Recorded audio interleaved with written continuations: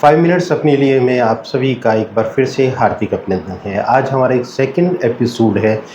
हमने पिछले एपिसोड में डायबिटीज़ के ऊपर डॉक्टर प्रमोद सिंगला जी ने बहुत खूबसूरती के साथ और बहुत सामान्य भाषा में जो आम आदमी की भाषा है, उसमें समझाया था कि डायबिटीज़ है क्या? क्यों होती है?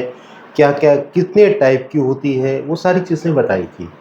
हमारे प्रोफ़ेसर हमें एक बार पता कहा कहा करते थे कि एक ना पुराने ज़माने में जब डाकू आया करते थे ना, तो एक शरीफ सा आदमी आके दरवाज़े को नॉक करता था और व्यक्ति अंदर से देख के कि ये तो शरीफ आदमी है, दरवाज़े को खोल देता था। उसके 2 इस तरफ और 2 इस तरफ 2 लाठी वाले लठैत होते थे। वो अंदर घर में घुसते थे, वही लूट-पाट करते, थोड़ा बहुता हिस्सा उस शरीफ आदमी के हिस्से में आ जाता।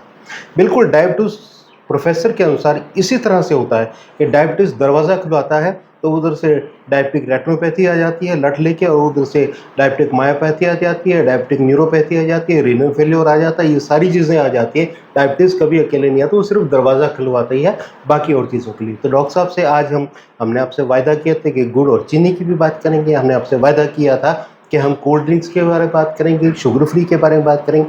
लेकिन सबसे पहले महाराजा अग्रसेन हॉस्पिटल कुरुक्षेत्र के डॉक्टर प्रमोद सिंगला जी, जो डीएनबी मेडिसिन हैं, उनके साथ-साथ वो डायबिटोलॉजिस्ट भी हैं, उनसे आपकी इन शंकाओं के बारे में समाधान करेंगे। तो डॉक्टर साहब एक बार फिर से आपका इस थैंक यू। एपिसोड में हार्दिक स्वागत है।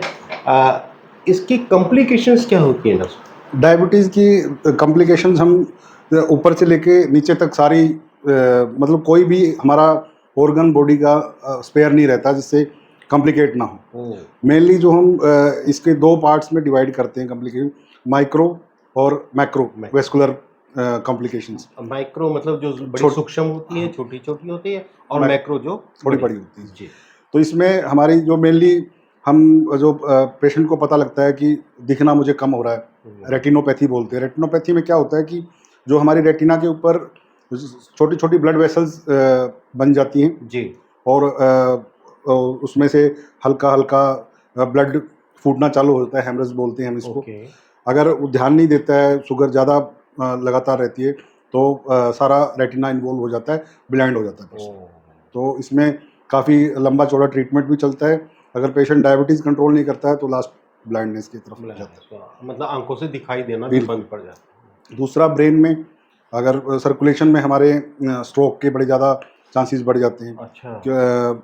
और हार्ट की तरफ जाएँ तो हार्ट अटैक के बहुत ज़्यादा चांसेस डायबिटीज़ में। और सबसे बड़ी डायबिटीज़ में हार्ट अटैक में पेन नहीं होता है। पेनलेस हार्ट अटैक बोलते हैं इसको हम। ओहो! ये क्योंकि और भी खतरनाक हो गया, साइलेंट सा ही हो गया ये साइलेंट तो। कई बार होता है कि डायबिटिक पेशेंट में बोलते हैं कि बैठे-बैठे पता नहीं लगा और हाँ, पता पेशेंट नहीं लगा। एक्सपायर हो गया। जी। तो उसमें मेनली चेस्ट पेन नहीं होता है, क्योंकि ओके। न्यूरोपैथी हो जाती है। न्यूरोपैथी में वो न्यूरॉन जो हमारे पेन रिसेप्टर्स हैं वो काम करना बंद कर देते हैं, तो उसकी वजह से पता नहीं लग पाता। अच्छा, अच्छा, बहुत सारे शुगर के पेशेंट कहते हैं कि जी मुझे पाँव के हाँ, तलवों में सुन्न हो गया है। महसूस नहीं होता, सुन्न नहीं हो गया है, जैसे वहाँ से सोजिश आ गई है, कोई हाँ, पैड सा बन गया है इस हाँ, तरह वो की। सारा वो हमारा सारी बॉडी की नर्व्स इन्वॉल्व होती है, तो उसकी ओह! वजह से चेस्ट पेन नहीं होता। जी, जी। लोअर लिम्ब्स की जाए, लिम्ब्स में हमारी मायोपैथी, न्यूरोपैथी, मायोपैथी मतलब जो मांसपेशियों से मांसपेशियों में एक कमज़ोरी आ जाना। कमज़ोरी आ जाना, मांस कम हो जाना, मसल मास भी कम हो जाता अच्छा, है, वो सिकुड़ जाती है सिकुड़ मतलब, जाती हैं। आप देखना कभी भी डायबिटिक पेशेंट होगा, ऊपर वाला पोर्शन ज़्यादा मोटा मिलेगा, नीचे वाला नीचे वाला। पतला हाँ, मिलेगा। हाँ, ये आपने और दूसरा पैरों में सूनापन, हुँ। न्यूरोपैथी हो जाती है। तीसरा अल्सर्स हो जाते हैं, क्योंकि ब्लड सर्कुलेशन उसमें हैम्पर्ड हो जाती है, तो अल्सर उसमें भी एम्पुटेशन तक की सिचुएशन अगर ध्यान नहीं देते तो एम्पुटेट करना मतलब पड़ता वो है। अंग काटना पड़ जाता है। हाँ, अंग काटना पड़ जाता है। तीसरा अगर हमारी लगातार 180 से ब्लड शुगर ज़्यादा चलती है, तो हमारी किडनीज़ जो गुर्दे हैं उसको हैंडल नहीं कर पाती। तो वहाँ से भी डैमेज चालू हो जाता है स्टेज वाइज़। तो रीनल फेलियर बहुत मोस्ट कॉमन कॉज़ है डायबिटीज़ रीनल फेलियर का। तो उसके बाद डायलिसिस पे जाते हैं, इवन रीनल ट्रांसप्लांटेशन भी करानी पड़ती है। स्किन में हमारी पहले आपने देखा होगा कि नेक के ऊपर साइडों में ब्लैक, हाँ, हाँ, ब्लैकनेस हो बिल्कुल, जाती बिल्कुल, है, बिल्कुल। एक्ैंथोसिस निग्रिकेंस बोलते हैं इसको। हाँ। ये भी डायबिटीज़ का ही इंसुलिन रेजिस्टेंस को शो करता है।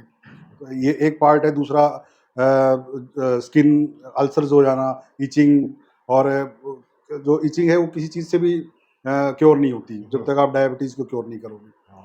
तो मेनली जो कॉम्प्लिकेशंस हैं ये माइक्रो और मैक्रो दोनों ही कॉम्प्लिकेट होते हैं। ये तो बहुत ज़्यादा दिक्कत है। और जब आपने कहा कि अंग भी काटना पड़ जाता है, वैसे आजकल रीनल फेल्योर की केसेस डॉक्टर साहब, serum creatinine level, blood urea level, uric acid level, ये बहुत ज़्यादा बढ़ा हुआ देखने को मिलता है और परिवार के परिवार लूट जाते हैं उसका इलाज कराने में। एक हमारे ना रिलेटिव थे, वो मेरे साथ शादी में गए कहीं, तो उस एक समय एक ही शुगर की दवाई आया करती, तो मैं आज से कुछ 40 साल पहले की बात कर रहा हूँ। तो उन्होंने 2 रसगुल्ले खाए, 3 खाए, 4 खाए, मैंने उनको कहा कि आप क्या करते हो? कहते एक गोली और सही। अल्टीमेटली उनका रीनल फेल्योर होकर डेथ हो गई। तो इस तरह के डॉक्टर साहब के कहने का मतलब ये है कि अगर हम सावधानी ना रखें तब हम किडनी फेल्योर की तरफ जाते हैं, लेकिन अगर सावधानी रखते हैं तो हम बचे भी रह सकते हैं। एक डॉक्टर साहब, लोगों के अंदर क्या है, बहुत सारे लोग ये कहते हैं कि हम चीनी नहीं खाते, हम तो गुड़ की चाय ले लेते हैं, शक्कर की चाय ले लेते हैं। हमें जी उसने कहा, एक तो ये दिक्कत बड़ी है कि शुगर के पेशेंट को अगर कोई ये कहने वाला मिल जाए ना कि ये मीठा खा सकते हो, ये नुकसान करता हो, तो उसको बहुत अच्छा लगता है। तो हम ये जानना चाहते हैं कि लोगों की भ्रांतियाँ हैं, ये सच्चाई है कि शक्कर और गुड़ से शुगर नहीं बढ़ती और चीनी से बढ़ती है, ऐसा कुछ है क्या? नहीं सर, बिल्कुल इसमें जो शुगर किसी भी टाइप की हो, चाहे चीनी हो, गुड़ हो, शक्कर हो, ये सारी एक जैसी ही हैं। वो आपकी शुगर लेवल बढ़ाएगी बढ़ाएगी। बढ़ाएगी। तो इसमें आप बिल्कुल, मेरे पास जो पेशेंट आते हैं सबको मैं अलग-अलग बोलता हूँ कि शुगर बिन चीनी, मीठा, गुड़, खांड नहीं खानी है आपने। किसी भी तरह का हाँ, मीठा सारा नहीं। एक जैसा ही है, सबसे शुगर बढ़ती है और वो हमारे सिर्फ मन की भावना है कि नहीं बढ़ती, वो हमें नहीं खानी चाहिए। अच्छा डॉक्टर साहब, एक आजकल सोशल मीडिया के ऊपर बहुत ज़्यादा कुछ डॉक्टर्स ने चलाया, ख़ास तौर पे उसमें मैं बहुत क्षमा के साथ कहना चाहूँगा, कुछ आयुर्वेदिक डॉक्टर्स ने जी, चलाया कि आप फ्रूट दब के खाएँ, जो मर्ज़ी फ्रूट खाएँ, मैंगो खाएँ, आप अंगूर खाएँ, आप ये खाएँ, वो खाएँ, इससे शुगर कोई नहीं बढ़ता। तो मैंने एक लेडी को देखा यहाँ जिसकी अप्रॉक्सिमेटली शुगर लेवल जो रहता था, 170 से 200 तक फ्लक्चुएट करता था। लेकिन जैसे उसने उसको फ़ॉलो किया 1 महीने के बाद, दैट वाज़ अबाउट 500, 500 से ऊपर शुगर लेवल उसका चला गया। तो मतलब इस बात में कितनी सच्चाई है, या सेलेक्टिव ही हमें फ्रूट्स लेने चाहिए कुछ? नहीं देखो, फ्रूट्स कुछ हद तक तो वो सही भी हैं।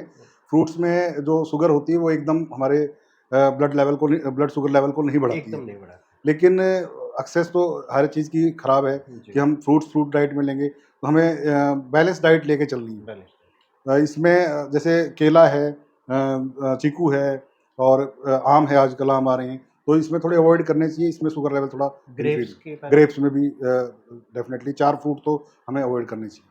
अच्छा, कुछ लोग ये कहते हैं कि जी शुगर फ्री वो 3-3 4-4 गोलियाँ दूध में डाल के खा जाते हैं।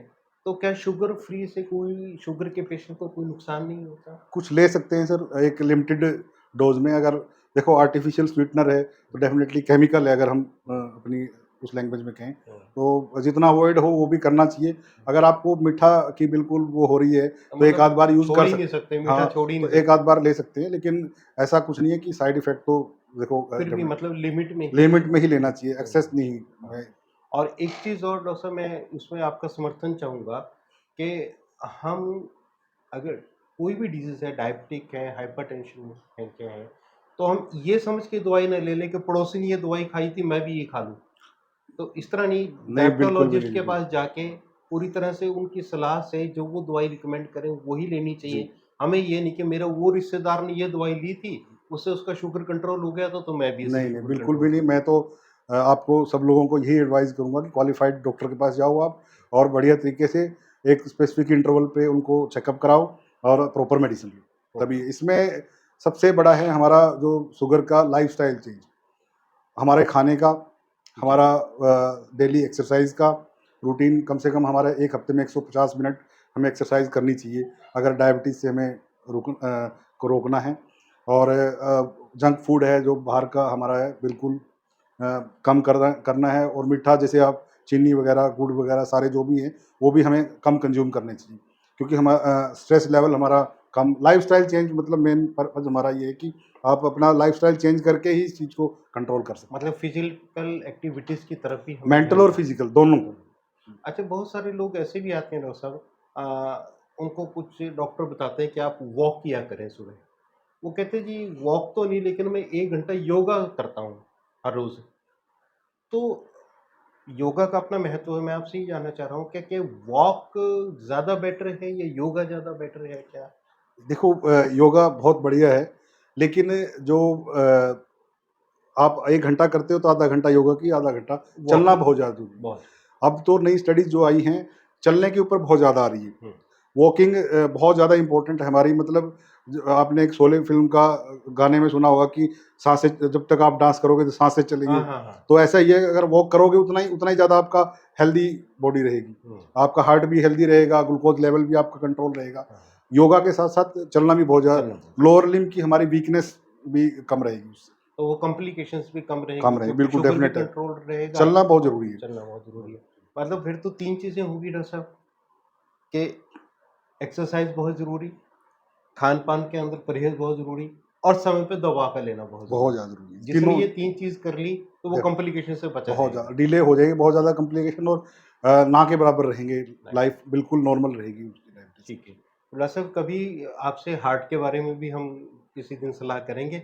तो अभी आपने देखा कि मतलब कितनी खूबसूरती के साथ डॉक्टर साहब ने हर चीज़ को क्लैरिफ़ाई कर दिया। अगर आप डॉक्टर साहब की सारी एडवाइस को, डॉक्टर प्रमोद सिंगला जी की सारी एडवाइस को मानते हैं, तो यकीनन आप इसकी कॉम्प्लिकेशन से भी बचेंगे, आपकी उम्र भी बढ़ेगी और आप अपने परिवार के साथ ज़्यादा समय तक सुखी रहेंगे और अपने परिवार के ऊपर बोझ भी नहीं बनेंगे। तो आप डॉक्टर साहब की सलाह ज़रूर मानते रहिए। आप सभी 5 मिनट्स अपने लिए के जुड़े, आपका भी धन्यवाद और डॉक्टर साहब का भी धन्यवाद जो इतना समय उन्होंने हमारे 2 एपिसोड्स के लिए दिया, उनका बहुत-बहुत धन्यवाद।